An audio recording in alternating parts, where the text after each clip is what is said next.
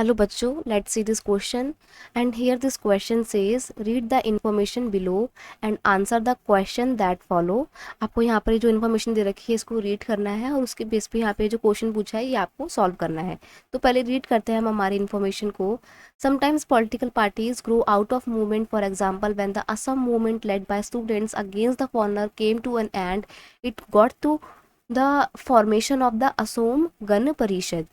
यानी कि कई बार कुछ पॉलिटिकल पार्टी ना मूवमेंट से, आंदोलनों से जन्मी होती हैं। जैसे कि असम में स्टूडेंट्स के द्वारा फॉरेनर्स की एंट्री के अगेंस्ट में जो मूवमेंट लॉन्च किया गया था ना, फॉरेनर्स कौन से, म्यांमार और बांग्लादेश से आने वाले रिफ्यूजीज के अगेंस्ट में स्टूडेंट्स ने अपना एक मूवमेंट चलाया था। और इस मूवमेंट के एंड तक आते आते लोगों का वही ग्रुप क्या बन जाता है, असोम गण परिषद, एक पॉलिटिकल पार्टी का रूप ले लेता है।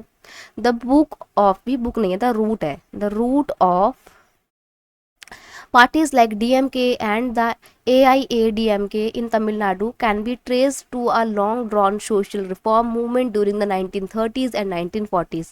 1930s और 1940 के दिके में तमिलनाडु में जो सोशल रिफॉर्म मूवमेंट स्टार्ट किए गए थे, उन्हीं रिफॉर्म मूवमेंट्स में हम AIDMK और DMK की जड़ें देख सकते हैं, खोज सकते हैं। In most cases the relationship between parties and the movement group is not so direct. कई बार क्या होता है, पॉलिटिकल पार्टीज और मूवमेंट के बीच में जो एक रिलेशन है ना, वो ज़्यादा डायरेक्ट भी नहीं होता है। They often take position that are oppose to each other yet they are in dialogue and negotiation. लेकिन फिर भी कहीं ना कहीं कुछ मूवमेंट और पॉलिटिकल पार्टीज के बीच में अपोजिशन भी होता है, लेकिन नेगोशिएशन भी होता है, बातचीत भी होती है। Movement group have been taken up by political parties.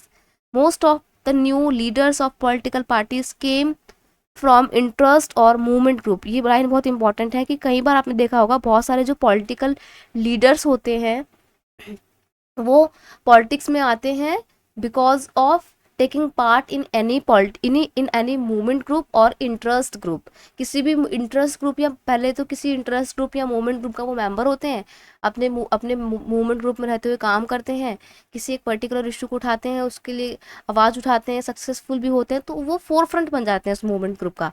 आगे जाके वही four front members political parties में शामिल होकर लीडरशिप की भूमिका भी निभाते हैं। ठीक है, तो मूवमेंट ग्रुप और इंटरेस्ट ग्रुप के मेंबर ही कई बार आगे चल के पॉलिटिकल पार्टी के लीडरशिप को भी रोल प्ले करते हैं।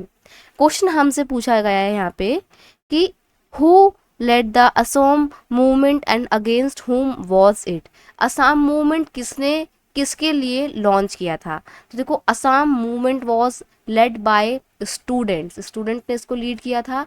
Against the foreigners who came to India illegally, उन फॉरनर्स के अगेंस्ट में जो इंडिया में इलीगली यानी कि अवैध रूप से, गैर कानूनी तरीके से इंडिया में एंट्री लेते थे और आगे जाके फिर इंडिया की सिटीजनशिप लेके इंडिया का ही पार्ट बन जाते थे।